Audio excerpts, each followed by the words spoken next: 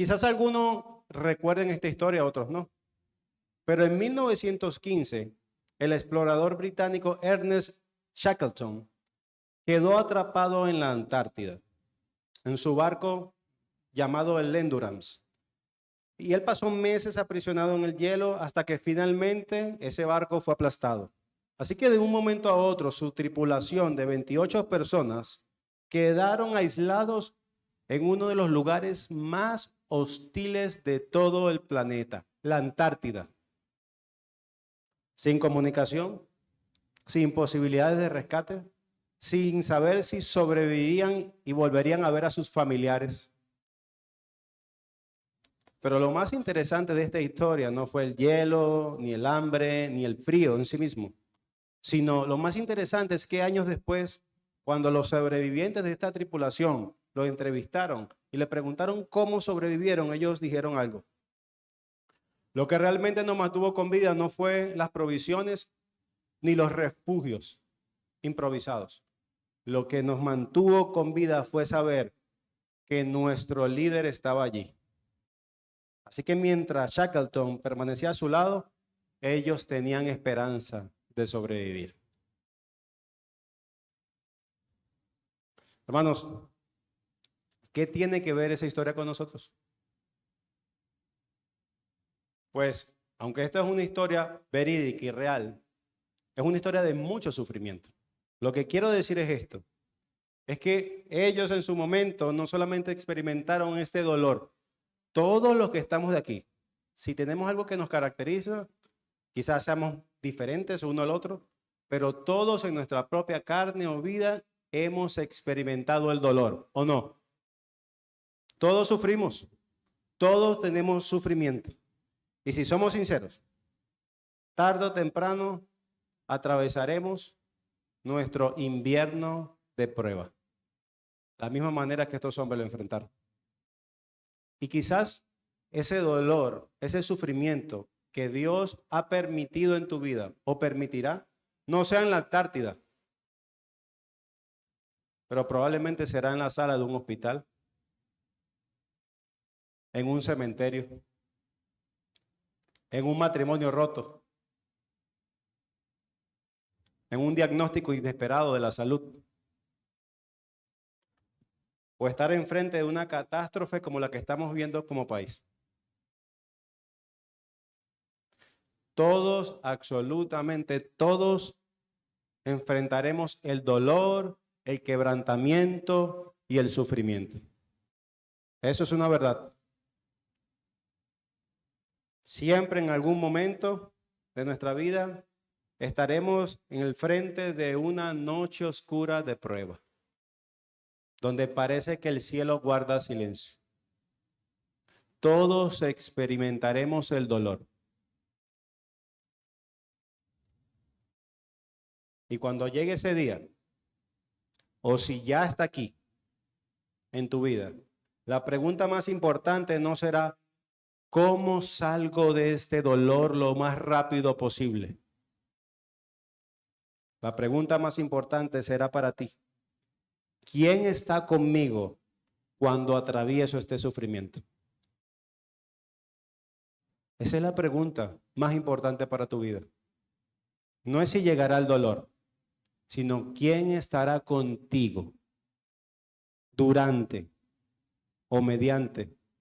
¿Quién será tu compañero mediante el dolor?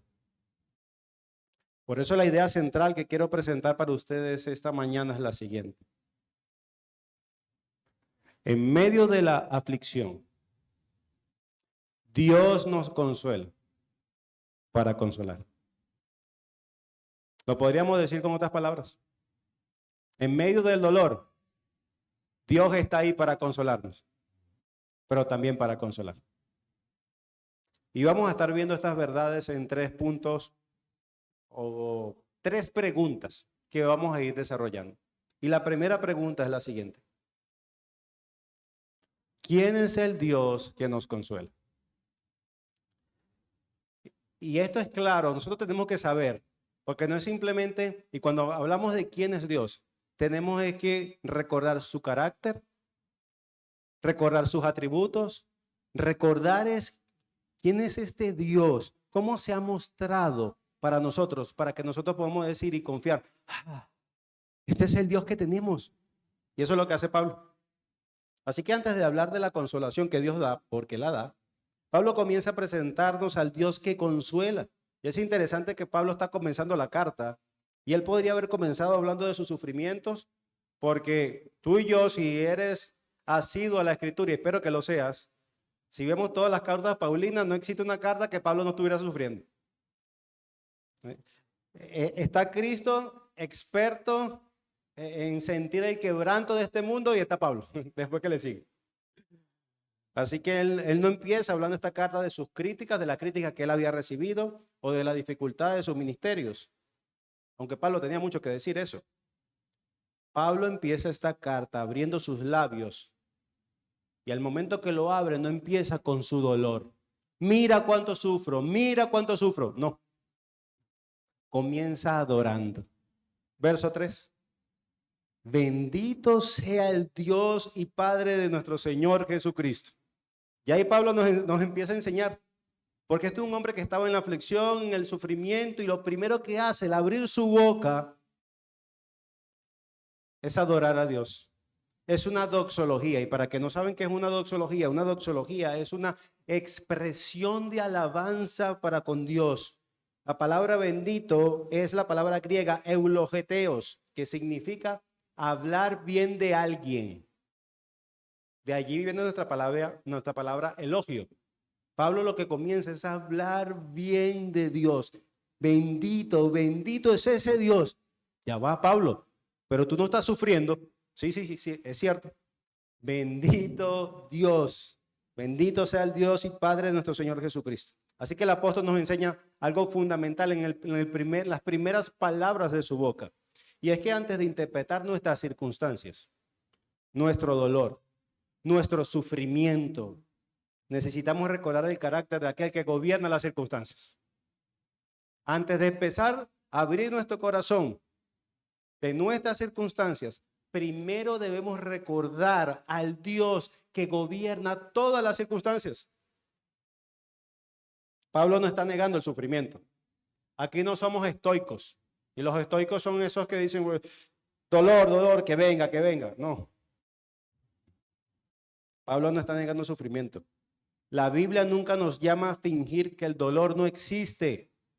De hecho, hay salmos que hablan de lamentos. De hecho, hay un libro de la Escritura que lo vimos el domingo pasado, que es Lamentaciones. El cristiano llora. El cristiano sufre. El cristiano atraviesa momentos donde la carga parece demasiado pesada. Pero la fe nos recuerda que nuestras circunstancias nunca definen la realidad última. Nuestras circunstancias que nos rodean, nuestro dolor, nuestras lágrimas, nuestros matrimonios rotos, nuestros problemas, nunca definen la realidad última. Porque Dios, a pesar de las circunstancias, sigue siendo bueno, cercano y fiel. Así que después de esto, el texto describe al Dios que consuela con dos expresiones: bendito Dios. Y ahora Pablo pasa a describir quién es el Dios que consuela. Y lo hace principalmente con la primera verdad: Él es el Padre de misericordias. Pablo no dice simplemente que Dios tiene misericordia, lo vemos en el mismo texto. Dice que es Padre de misericordias. Y esto significa que Dios es la fuente donde brotan y fluyen todas las misericordias, donde fluye toda la compasión, toda la bondad y todo acto inmerecido encuentra su origen en Él. Él es el Padre de misericordias, donde fluye todas las misericordias. Y la misericordia más grande que nuestro Padre ha tenido para con nosotros, para con su pueblo, es haber recibido la salvación en Cristo. Cuando éramos pecadores y enemigos de Dios, Él no nos dio el juicio que merecíamos por nuestros pecados, sino que entregó a su propio Hijo para reconciliarnos. Y por medio del arrepentimiento y la fe, nosotros recibimos los beneficios de esa misericordia. Nuestro juicio que merecíamos nosotros al tener fe en Cristo, su justicia pasó a nosotros y nuestra maldad fue clavada en la cruz. Misericordia. Porque ninguno de nosotros lo merecíamos. Pero sus misericordias continúan más allá de la cruz. Y gloria al Señor por eso. Esa fuese suficiente. Pero nuestro Dios es un Dios dadivoso, que sigue dando constantemente. Así que sus misericordias para su pueblo no quedan en la cruz. Por eso Jeremías declara en Lamentaciones 3, por la misericordia de Jehová no hemos sido consumidos, porque nuevas son cada mañana sus misericordias. Ciertamente, el dolor, cuando llega a nuestra vida, nosotros podemos detectarlo más rápido. Pero de la misma manera que Dios manda un paquete de dolor a tu vida, también manda un paquete diario, renovado de misericordias. Dios no muestra misericordia ocasionalmente. Dios es misericordioso por naturaleza. Y porque Él es Padre de misericordias, podemos acercarnos a Él con confianza en medio de nuestras aflicciones. Y eso es consolador. La segunda descripción de Pablo es que Él es el Dios de toda consolación. Y lo vemos ahí en el mismo verso 3. Él es el Dios de toda consolación. Y aquí encontramos el énfasis principal de este pasaje. No dice simplemente que Dios consuela algunas veces. Dice que Él es el Dios de toda consolación. La palabra que utiliza el apóstol aquí es paraclesis y aparece repetidamente. Y lo que conocemos en la Biblia, cuando hay repetición, hay énfasis. Así que la repetición nos muestra lo que el apóstol quiere grabar en la verdad, en el corazón de la iglesia de Corinto, pero también en la nuestra. Y es esta, que el Dios que gobierna todas las cosas, también es el Dios que se acerca personalmente a sus hijos, a su pueblo, en medio de sus sufrimientos, de sus tribulaciones, y esto es consolador. La consolación bíblica no es solamente aliviar una emoción dolorosa, aunque no es menos que eso. Es mucho más profunda. Es Dios acercándose para fortalecer, sostener y animar a sus santos, a su pueblo. Y esta palabra tiene la idea de alguien que se acerca cuando estás en problemas, cuando estás en dolor, cuando lloras, cuando estás llorando por algo legítimo, cuando estás vulnerable y Él se acerca para fortalecerte. Necesitas ser fortalecido, Él está ahí para fortalecerte. Necesitas sostenerte, Él está ahí para sostenerte. Estás desanimado, Él está ahí para animarte. Eso es la consolación. Y encontramos esta verdad preciosa, que Dios no nos observa nuestro sufrimiento desde lejos. Sí, Él está sufriendo. No, ese no es el Dios que describe la Escritura. Dios se acerca en nuestro sufrimiento. No es un espectador indiferente de nuestras lágrimas. A Dios le importa cada lágrima que brotemos. El Dios soberano, el que es soberano sobre todo el universo, como dijo mi hermano hace un momento, no solamente es omnipotente, sino también es inmanente. Inmanente quiere decir que se acerca. Se acerca, Él camina con nosotros, Él sostiene nuestra alma, y esto lo podemos ver claramente en el Salmo 23, que aunque ande en valle de sombra y de muerte, no temeré a mal alguno, porque tú estarás conmigo. ¿Y saben dónde el salmista encuentra seguridad? No es porque el valle del sufrimiento haya desaparecido. El valle sigue ahí. La sombra de muerte sigue ahí. Pero hay una realidad aún más grande. Lo que el salmista puede estar calmado, no porque el dolor, las lágrimas, la tristeza por haber perdido, el sufrimiento por aquella enfermedad, no es que eso haya desaparecido. Para el salmista, la seguridad, que él se puede sentir tranquilo, confiado, es porque Dios está con él. En medio del sufrimiento, del sufrimiento más profundo que tú y yo podamos experimentar en esta vida, sea cual sea, ponle el título que sea, Dios está contigo. Si tú te has arrepentido de tus pecados y has creído en Cristo como Señor y Salvador, esa consolación te pertenece porque Él es el que la provee. Así que la mayor consolación del creyente no es solamente que Dios pueda cambiar nuestras circunstancias. Él tiene el poder suficiente para hacerlo. Pero esa no es la mayor consolación. Es saber que Dios está presente en medio de ellas. Es saber que no solamente nos espera al final del valle, sino que camina con nosotros en medio del valle del dolor. Y esto fue una promesa que también Dios le dio a Moisés. En Éxodo 33, mi presencia irá contigo y te dará descanso. Yo te daré descanso. Qué consolador. Pero también fue la promesa que Cristo le hizo a su iglesia. He aquí, yo estoy con vosotros todos los días. ¿Hasta qué? Hasta el fin del mundo. ¿Tú no ves lo consolador que es eso? Que aunque no lo percibas, aunque estés abrumado, aunque tengas lágrimas, aunque sea el peor momento de tu vida, que estés en un hoyo de tribulación, a pesar de que tú no lo sientas, Dios está contigo.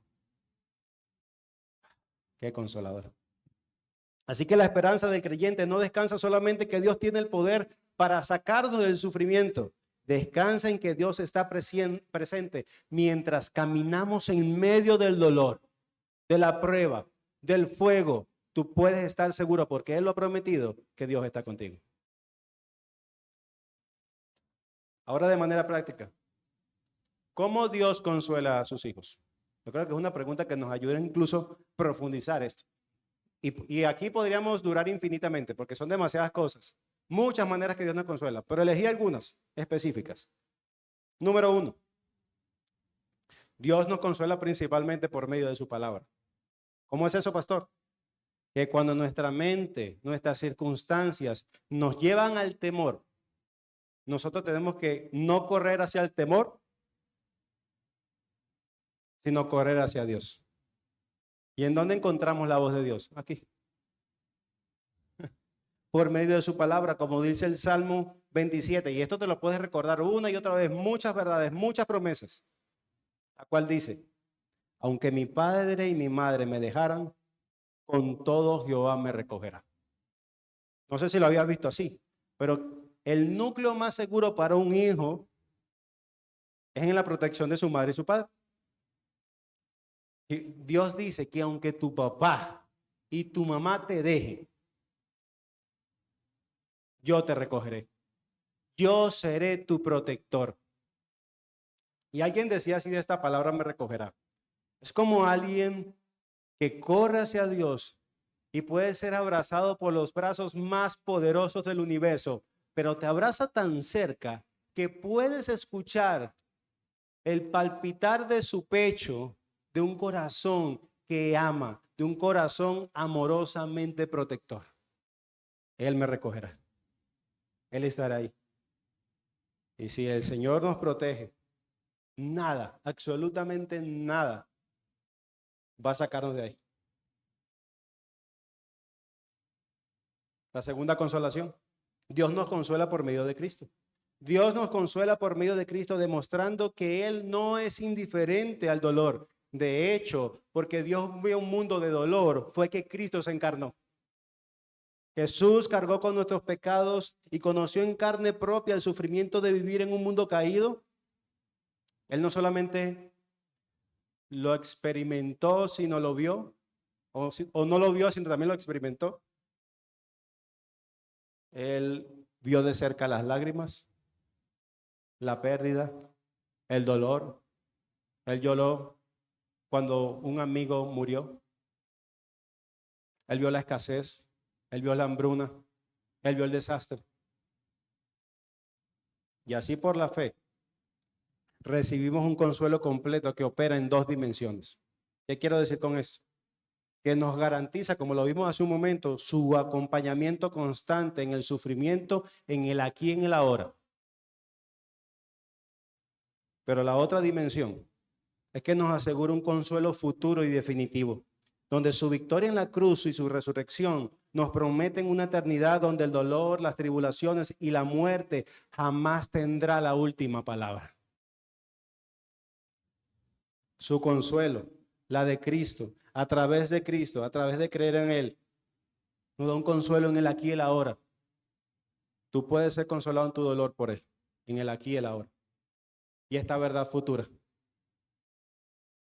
que incluso nos potencia para vivir el aquí y el ahora, que ya no experimentaremos más la enfermedad, la muerte. Y gloria al Señor por eso. Número 3, Dios nos consuela por medio del Espíritu Santo. ¿Y cómo Él luce eso en la práctica? Él aplica las promesas del Evangelio a nuestro corazón y fortalece nuestra fe. Porque simplemente esto yo puedo leer la Escritura y no puede pasar absolutamente nada. Para yo creer esta verdad, para yo poder aplicar esta verdad que estamos escuchando, el Espíritu Santo tiene que aplicarla en nuestro corazón. Número 4, también nos consuela por medio de la iglesia, usando a otros creyentes como instrumento de su gracia cuando estamos siendo atribulados para consolarnos.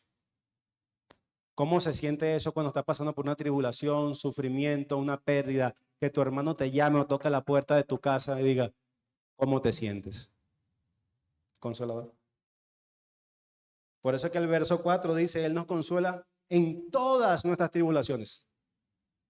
Y el texto nos dice que Dios elimina todas nuestras tribulaciones.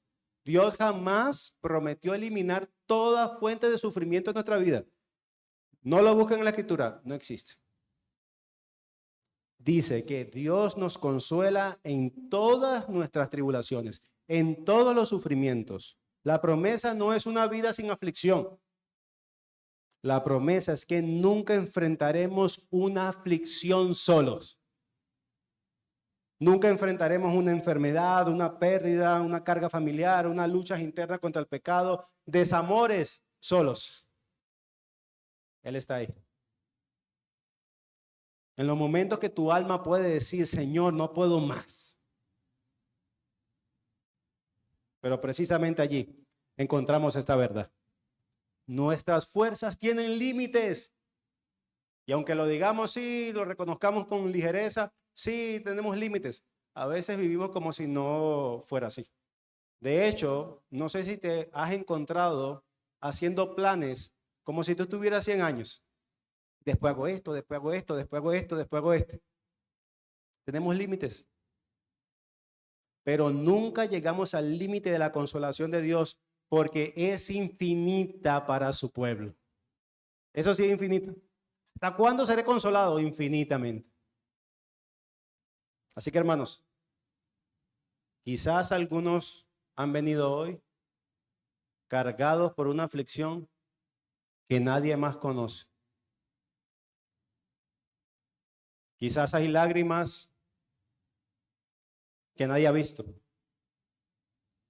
Quizás hay una batalla en estos momentos que llevas en silencio. Quizás hemos perdido un miembro de nuestra familia. Un hijo, un hermano, un esposo, esposa, un padre o una madre.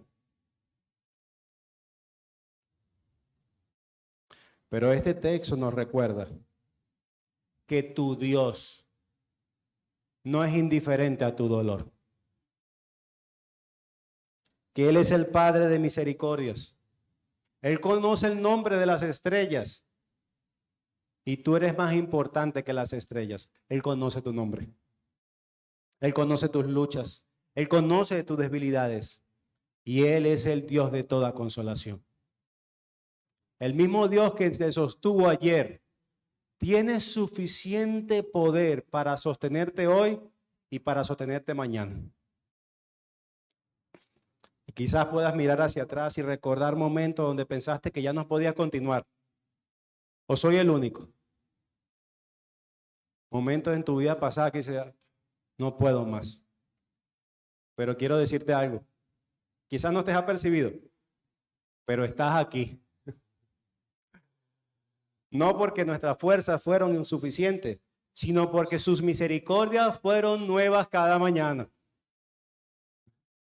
Dios ya nos ha consolado más veces de la que quizás nos hayamos dado cuenta, porque siempre ha estado allí.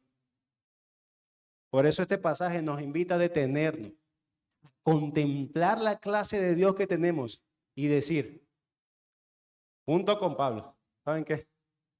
Mirando quién es este Dios, que nos da misericordia, que nos da bendiciones, que nos da consolaciones.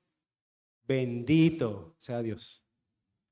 Porque en medio de mis aflicciones, mis dolores, mis tribulaciones y pérdidas, nunca he estado fuera del alcance de sus misericordias ni de su consolación. Jamás. Ese es el Dios que tenemos. El Padre de misericordia que nos consuela en toda tribulación. Amén. Así que, después de contemplar quién es el Dios que nos consuela, surge una pregunta importante. ¿Por qué Dios derrama su consolación para nosotros? ¿Será que solamente para que nosotros experimentemos alivio en medio de nuestras aflicciones? ¿Será que ese es el único propósito de ser consolados? ¿O es que Dios tiene un propósito con el consuelo que ya hemos recibido? Y eso lo responde nuestro segundo punto.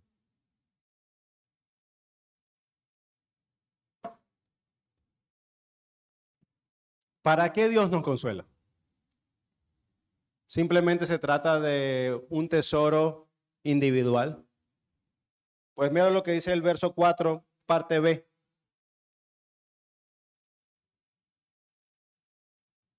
Para que podamos también nosotros consolar a los que están en cualquier ¿qué? Tribulación, por medio de la consolación con que nosotros somos consolados por Dios. Y esto es un conector de propósito para que muestra el propósito de la consolación que hemos recibido. Véanlo así.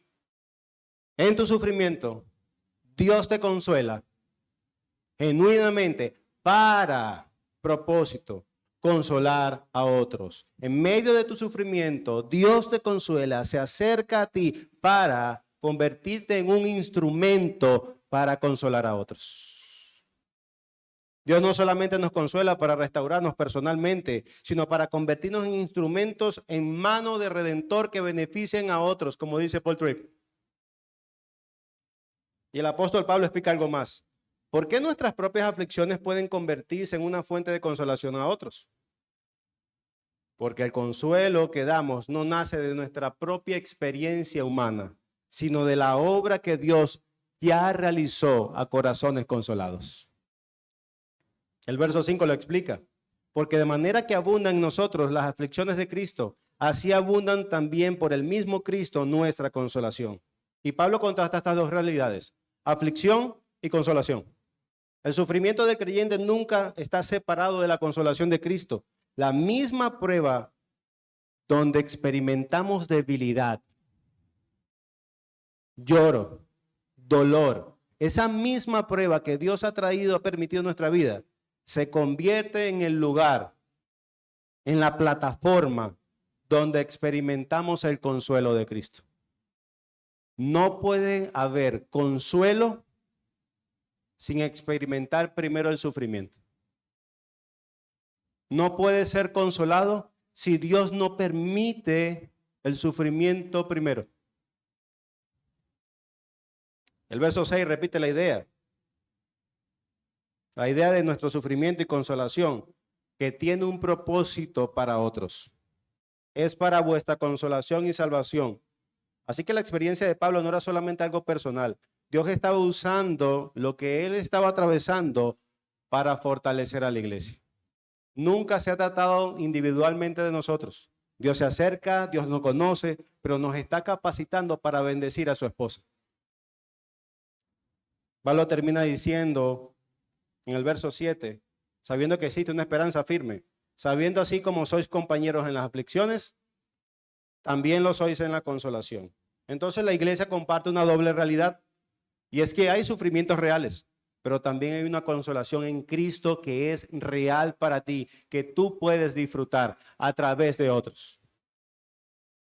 Y hermanos, esta verdad transforma la manera que vemos nuestras propias experiencias del dolor. Porque esa experiencia del dolor que quizás estás experimentando o experimentarás, esas pérdidas, ese dolor, ese sufrimiento, no solamente Dios lo va a utilizar para transformarte a ti, sino también al que tienes al lado. La hermana Yori Erickson Tada decía esto. Y esta es una mujer que Dios le ha permitido experimentar el sufrimiento profundamente. Ella es una hermana que quedó cuadraplégica hace muchos años. Y ella dice esto. El sufrimiento hace algo en la vida del cristiano. Testifica de la gracia de Dios y bendice a otros a través de ti.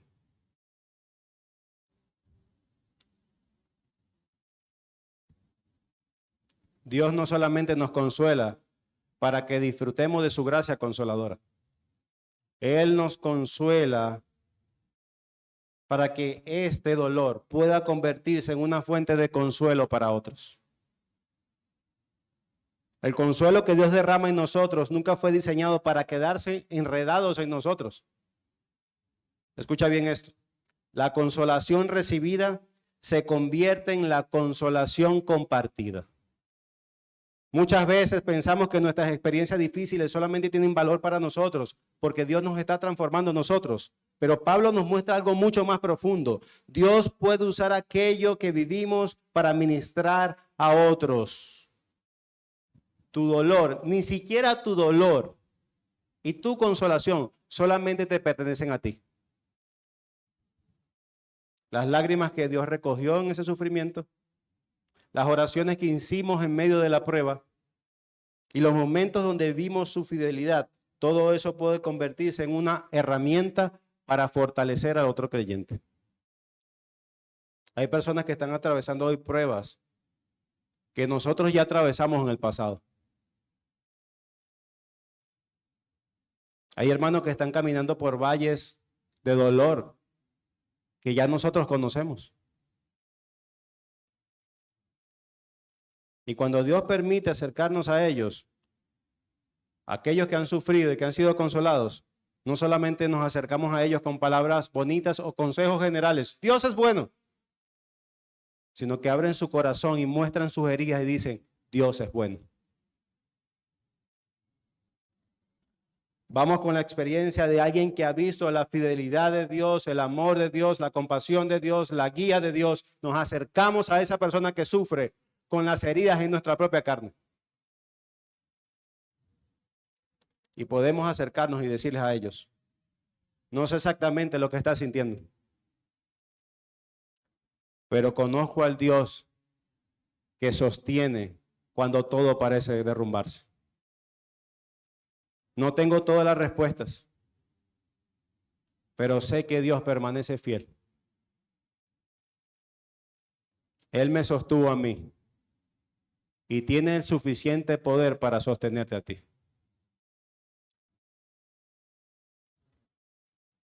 Y observemos la conexión en el mismo verso 5. Porque de la manera que abunda en nosotros las aflicciones de Cristo, así también abunda por el mismo Cristo nuestra consolación. Cuando las aflicciones abundan, ¿por qué a mí tanto, tanto, tanto? Seguramente yo no puedo resistir a esto. ¿Por qué? ¿Por qué? ¿Por qué? Tanto dolor, uno tras otro, una batalla tras otra. Ya no puedo más. Cuando las aflicciones abundan, la consolación también abunda. Dios no permite que sus hijos atraviesen el sufrimiento sin darles una provisión de gracia consoladora. Y eso cambia la perspectiva del dolor. Este texto es una verdad que debemos internalizarla cuando entremos en ese túnel del dolor. Que yo sé que mis sentimientos o mi sufrimiento puede ser abundante, pero conociendo esto y abrazando esta verdad, ahora conozco que de la misma abundancia hay gracia consoladora para nosotros. Y esa gracia recibida nos capacita para acompañar a otros. Por eso la iglesia necesita personas sufridas, pero consoladas. No solamente personas que conocen las doctrinas correctas, que dicen lo correcto, que pueden explicar las verdades bíblicas correctamente, sino creyentes que han experimentado la fidelidad de Dios y pueden acercarse al que sufre con compasión. Sí, yo viví eso con compasión.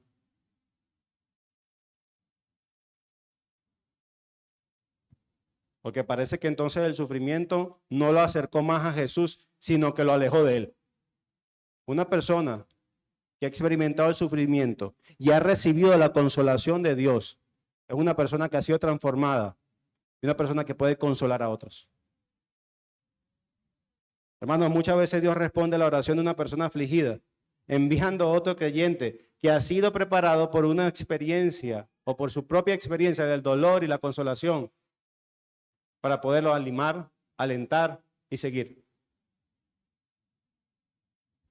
Y aquí vemos nuevamente la belleza de Cristo, porque nuestro Señor no solamente nos dio salvación, Él se convirtió en nuestro perfecto ejemplo de consolador, porque Él conoce el sufrimiento, como lo dice Hebreos 4, porque no tenemos un sumo sacerdote que no pueda compadecerse, Él se compadece de nuestras debilidades. Cristo puede compadecerse porque Él entró en nuestro dolor. Y ahora nosotros podemos mostrar compasión porque primero hemos recibido la compasión de Él. Entonces la pregunta no es solamente, ¿he recibido la consolación de Dios? Porque la respuesta a eso, sí. Todos sus hijos hemos sido consolados por Dios, porque Él siempre ha estado allí. La pregunta también es, ¿estoy siendo un instrumento de esa consolación para otros? Ese sufrimiento que pasaste, que fuiste consolado por Dios, ¿está siendo utilizado para animar a tu hermano o a tu hermana? Pregúntate, ¿cómo me estoy involucrando en el dolor de otros?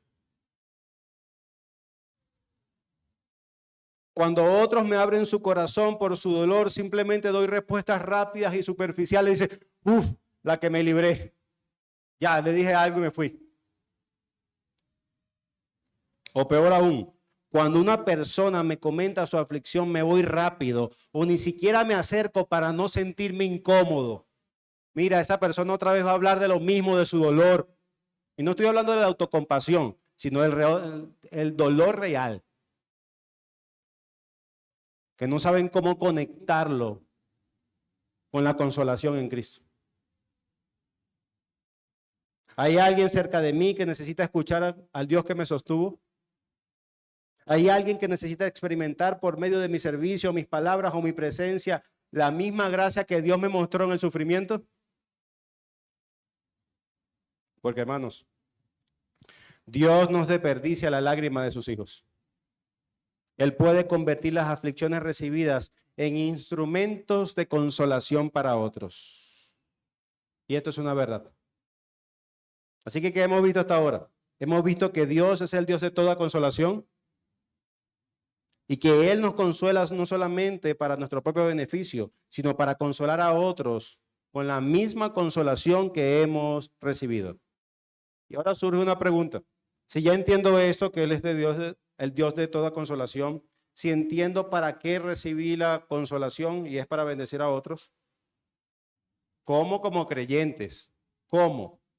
Dios nos transforma en instrumentos de esa consolación para otros. ¿Cómo? Hay dos respuestas, la corta y la larga. La corta es que Dios te va a transformar en un instrumento de consolación para otros por medio del sufrimiento.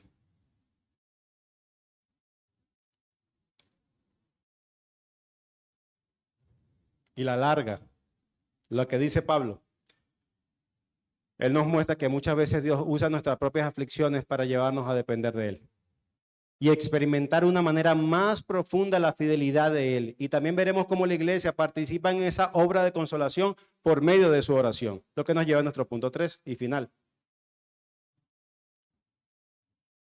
¿Cómo Dios o cómo nos convierte en instrumentos de consolación? Así que hasta ahora Pablo nos ha dicho que Dios es el que consuela y para qué nos consuela. Y en este momento, en esa última porción de la escritura, desde el verso 8 al verso 11, Pablo abre una ventana a su vida con las experiencias más difíciles. Es como, ok, yo te mostré que Dios es el que consuela, yo te mostré para qué Dios nos consuela, ahora te voy a mostrar cómo me convirtió en ese instrumento de consolación para otros, y es a través del sufrimiento. Eso es lo que nos muestra Pablo aquí. Dios usó para convertirlo en un instrumento para el consuelo para otros, y lo vemos en el verso 8. Porque, hermanos, ejemplo, no queremos que ignoréis acerca de nuestra tribulación que nos sobrevino en Asia. Y Pablo no habla del sufrimiento desde la teoría. Habla como un hombre que estuvo al borde de la muerte. Él dice que fuimos abrumados sobremanera más allá de nuestras fuerzas, de tal modo que aún perdimos la esperanza de conservar la vida. Y más allá de la fuerza significa una carga que superó completamente su capacidad humana. Esta era una situación donde Pablo decía, hasta aquí llegamos. Ya, no podemos más. Y entonces Pablo explica el propósito espiritual por el cual Dios permite la aflicción y el sufrimiento a su pueblo. Verso 9. Pero tuvimos en nosotros mismos la sentencia de muerte para que no confiásemos en nosotros mismos, sino en el Dios que resucita a los muertos. Sentencia de muerte, una intensidad que Pablo experimentó. Está diciendo que solo llegamos a un punto donde humanamente parecía que había una sola salida. Esta aflicción solamente a mis ojos tenía una sola salida, la muerte. Ya. Este fue el medio que Dios utilizó para llevarme con él. Esta aflicción, esta tribulación, este dolor, no, esto me superó. Solo puedo escapar de ella con la muerte. Pero es precisamente allí, cuando ya no tenemos esperanza en nuestra propia fuerza, es donde Dios estaba obrando algo en el corazón del apóstol y de todos los creyentes cuando entran en el sufrimiento. Dios permitió que el apóstol llegara al final de sus propios recursos para enseñarle algo, que su esperanza nunca debía descansar en su capacidad de sobrevivir, de resistir o de resolver. Debía descansar siempre en Dios. Así que el Señor trae ese sufrimiento, esa tribulación a tu vida para consumirte la poca energía que a ti y a mí tenemos. Esa idea de individualismo, esa idea que yo puedo, esa idea que por favor yo soy inteligente, yo soy el mejor orador, yo tengo la mejor capacidad intelectual, yo soy. Dios usa el sufrimiento para dejarte sin energía de decir, ya no puedo más. Es que yo puedo resolver eso, ya no puedo más. Es que mi astucia, ya no puedo más. Es que mis fuerzas, ya no puedo más.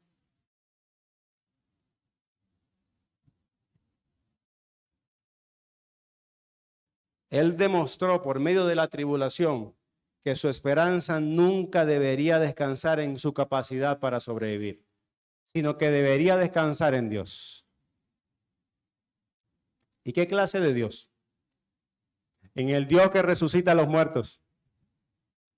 Y esto es algo muy significativo porque Pablo está hablando de una verdad teológica clara, no de una verdad teológica difusa. Él está diciendo, cuando mi situación parecía una sentencia de muerte, Dios me llevó a confiar solamente en el único Dios que tiene poder incluso por encima de la muerte. El Dios que levantó a Cristo de la tumba es el Dios que podía sostener a Pablo y a cada creyente cuando parece todo perdido. Cuando no tienes fuerzas para superar esta tribulación, este dolor. La aflicción no solamente mostró la debilidad de él, sino que mostró la grandeza del Dios en quien podemos confiar. Y esa confianza renovada. Cuando Pablo perdió total confianza en su propio ser, demostró una confianza renovada. Es como deslastrarse de un peso pesado. Gracias a Dios que ya no confío más en mi fuerza. Y ahora puedo confiar en el que tiene toda la fuerza. Y mira lo que lo dice en el verso 10. El cual, una nueva seguridad, el cual nos libró, nos libra y en quien esperamos que aún nos librará. Entonces Pablo lo que hace es mirar hacia el pasado y reconocer, es que siempre Él me ha librado. Él miró hacia el presente y dice, pero Él es el que nos libra. y puso también su mirada al futuro, y Él nos librará. El mismo Dios que te libró en el pasado, que te libra hoy, también te librará en el futuro. Y eso es una confianza renovada en ese Dios. Su confianza no descansa en las circunstancias que me rodean, en la economía del país, en qué va a ser mañana, en si ocurrirá otro terremoto. No, nuestra confianza no está absolutamente en las circunstancias, sino en el Dios que nos protegió en el pasado, en el presente y también nos va a proteger en el futuro. ¿Esa es su confianza? Es descansar en el carácter inmutable de un Dios que siempre ha sido bueno, santo, consolador para su pueblo. Y finalmente añade una verdad preciosa en el verso 11, cooperando también vosotros a favor nuestro con oración. El mismo Dios que obra sobremanera o soberanamente, también decidió obrar por medio de las oraciones de sus santos. La iglesia no fue un espectador en el sufrimiento de Pablo. Ay, mira cómo sufre Pablo. No. Fue un instrumento de la gracia de Dios para Pablo, como nosotros tenemos que serlo para nuestros hermanos. Ayer pasamos un mensaje por los dos grupos de que nuestro hermano Ender lamentablemente se había caído en una situación haciendo algo en su casa. Y lo primero que, pensando en este texto, la iglesia tiene que ser iglesia. Hermanos, necesitamos que oramos. Y espero que todos los que hayan puesto la manito hayan orado. Y gloria al Señor por eso. Así Dios utiliza la iglesia como un medio para eso. También en estos días que vamos a bajar para La Guaira, unos hermanos se quedaron aquí orando porque lo que nosotros íbamos a hacer no es solamente pragmatismo. Ah, sí, no, los pastores se conocen el evangelio, sí, los mejores evangelizadores aquí. No. Se trata también de dependencia de Dios. Y un grupo de hermanos y hermanas se quedaron aquí orando para que eso fuera posible. Dios usa la iglesia como parte de su cuerpo para seguir avanzando su obra. Y la oración es poderosa. Nunca minimice el poder de la oración. Así que, hermanos, este texto nos confronta con una de las tendencias de nuestro corazón. Todos decimos que confiamos en Dios. ¿Qué cristiano va saliendo en la calle y dice, yo no confío en Dios, yo no confío en Dios? Teológicamente tenemos aquí eso claro. De hecho, lo cantamos constantemente. Confía en Dios, confía en Dios, confía. Y eso está bien. Pero muchas veces, sin darnos cuenta, nuestra verdadera confianza está puesta en nuestras fuerzas, en nuestra experiencia, en nuestros recursos o nuestra capacidad para resolver los problemas. Porque date cuenta cómo reaccionas a las dificultades. Alabas a Dios, como hizo Pablo, bendito sea el Dios de los cielos. O una vez empiezas a resolver y cuando tu fuerza se acaba es que clamas a Dios. Eso revela algo de nosotros. Nuestros recursos, nuestras fuerzas se acaban y hasta que Dios permite que la aflicción nos lleve al límite. Es lo que decía Tim Keller. El sufrimiento elimina las ilusiones de autosuficiencia y te obliga a descubrir que si tu fe está realmente puesta en Dios o en las circunstancias. Lo repito, el sufrimiento elimina las ilusiones de autosuficiencia y te obliga a descubrir si tu fe está realmente puesta en Dios o en las circunstancias. J.C. Ryle también decía esto. Las pruebas nos enseñan realmente quiénes somos. Cavan la tierra y exponen las columnas donde reposan nuestra seguridad. ¿En Dios o en las circunstancias? Así que allí en las tribulaciones descubrimos algo que nunca hubiéramos aprendido de otra manera. Por eso es que, aunque tengamos miedo al sufrimiento, porque todos aquí tenemos miedo al sufrimiento, no descubriríamos en quién confiamos si Dios no trae la prueba a nosotros. Y esta nos demuestra cuando viene la prueba, es que nuestra fuerza tiene límites, pero el poder de Dios no. Quizás nosotros nunca hemos llegado literalmente a una sentencia de muerte como Pablo, por lo menos no nuestra nación, otros hermanos sí.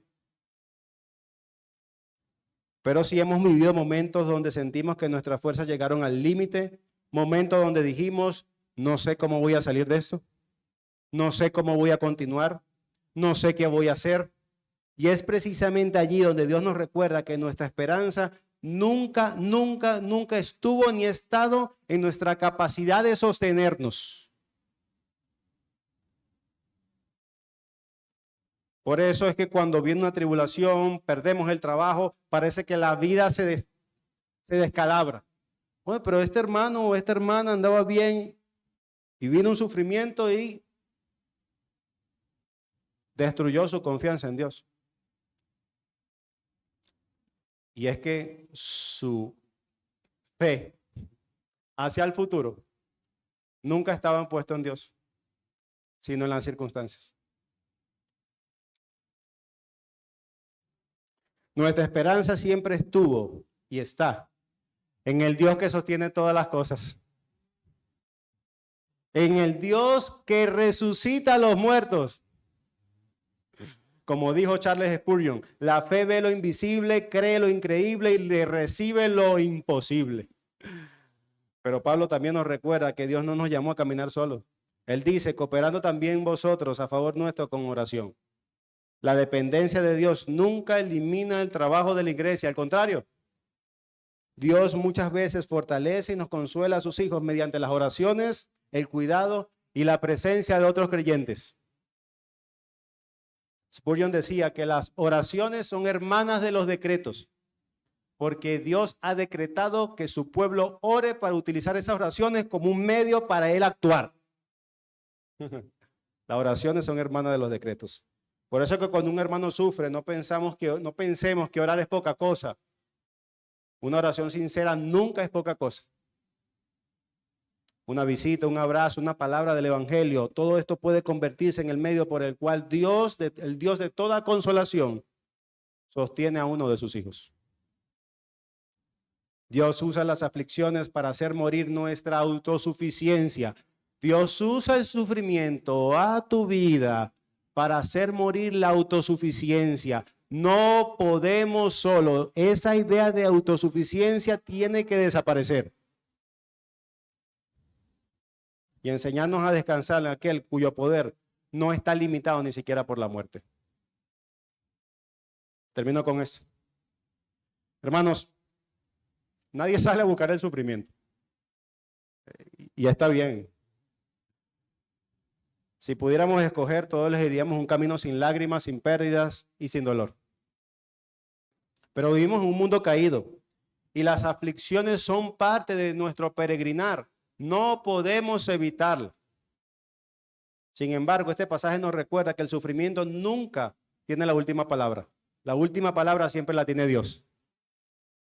Así que el Padre de misericordias tiene que recordar eso. Que Él sea el Padre de misericordia significa que nunca va a dejar de tratar a sus hijos con gracia. Nunca. Que Él es el Dios de toda consolación y que camina con nosotros aun cuando el valle de la muerte no desaparezca. Él toma nuestras heridas, fortalece nuestra fe, nos enseña a depender de Él y después convierte esas mismas heridas en un medio para consolar a otros. Y quizás no entienda por qué Dios permitió la prueba que estás viviendo. Pablo tampoco entendía todo mientras lo atravesaba, pero sí llegó a conocer mejor al Dios que estaba en medio de ella.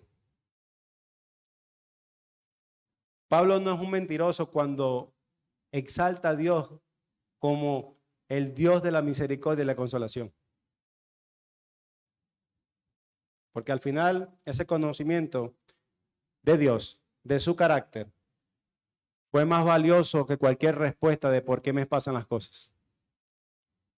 Por eso, cuando llegue la aflicción, porque llegará, no corras primero a buscar explicaciones. ¿Por qué? ¿Por qué? ¿Por qué? ¿Por qué me pasa esto a mí? ¿Por qué?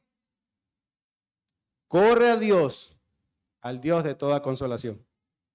Y allí encontrarás misericordia para el día de hoy, gracia para seguir adelante y esperanza suficiente hasta el día de Cristo.